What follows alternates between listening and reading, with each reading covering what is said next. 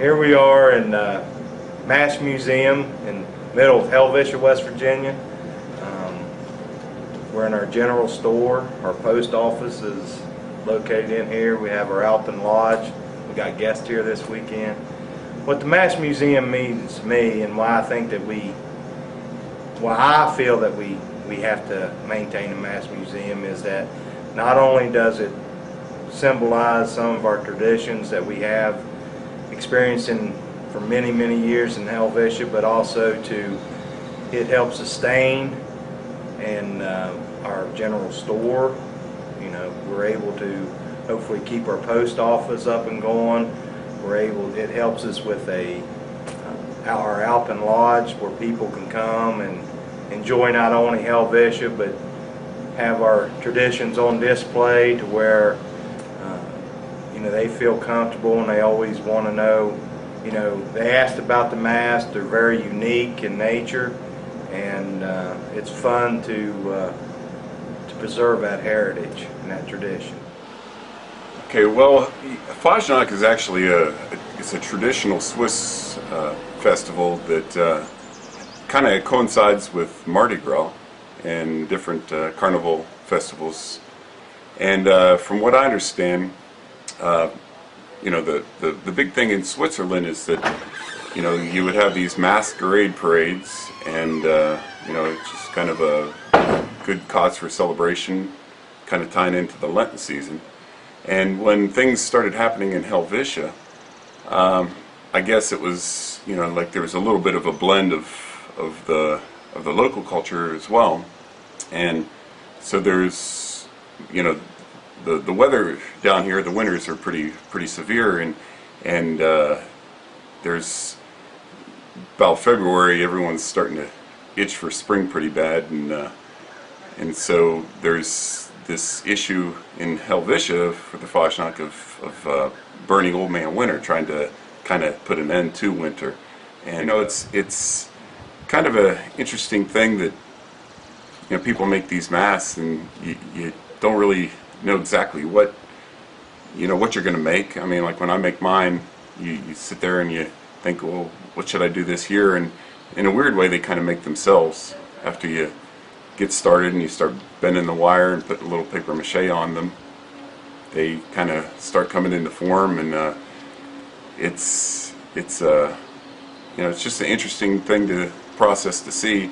And one of the neat things is that just the variety of different kind of skill levels, and some of the greatest masks are made by little kids that they just kind of build the thing in a day or two, and I guess it's just kind of like a child's painting. It's this level of art to it that you just can't necessarily replicate. And yeah, probably the most spectacular mask of the whole lot is this Robert Byrd mask that was made by a friend, Chris Antonini, who is actually an artist.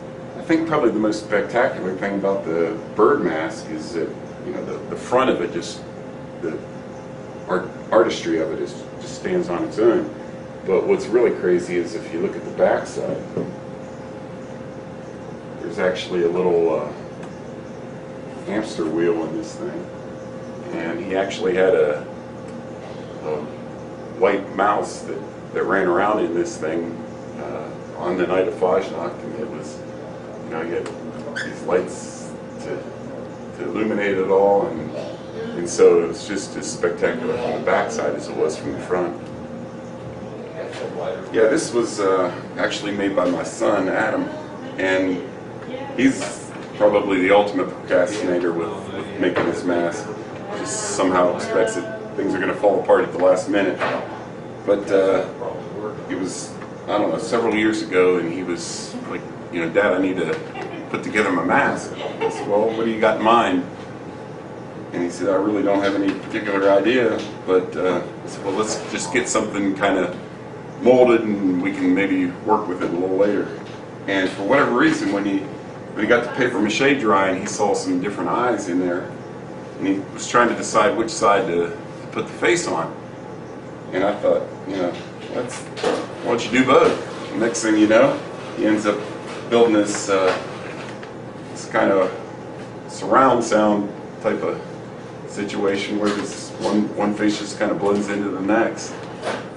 And I just thought that was pretty darn clever for a 12-year-old kid.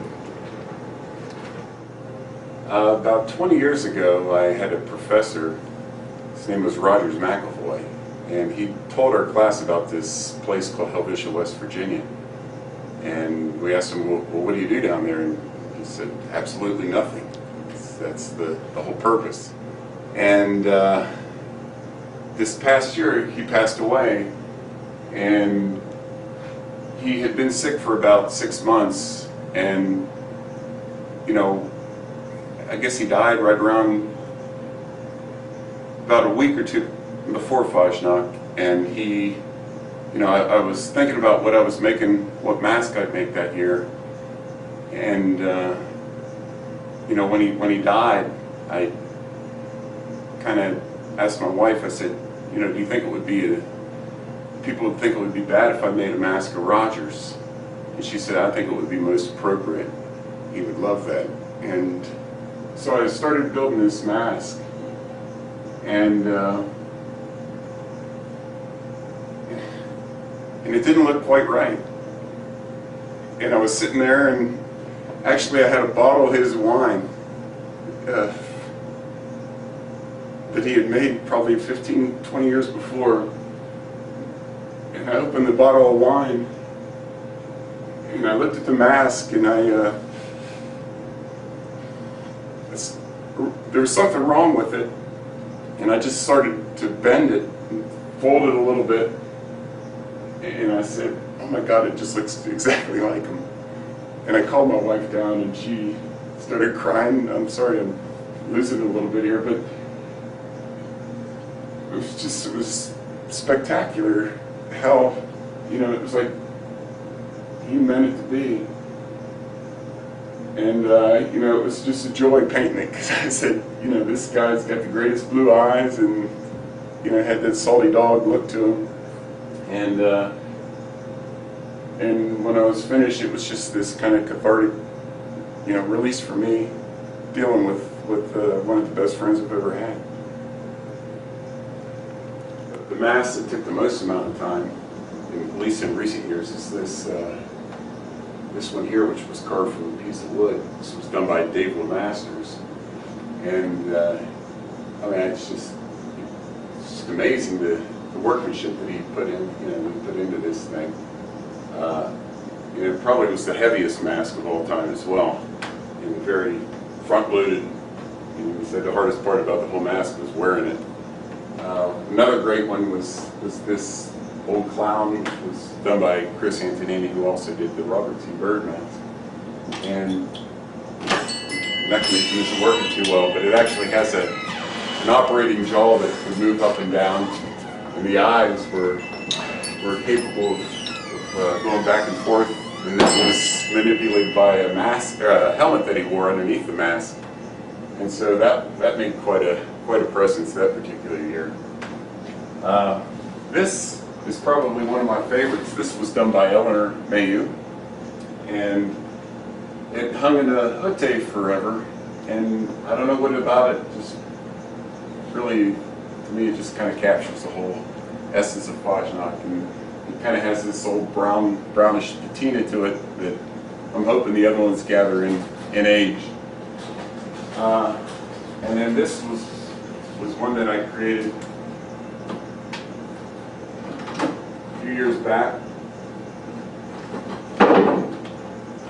and it has this articulated nose,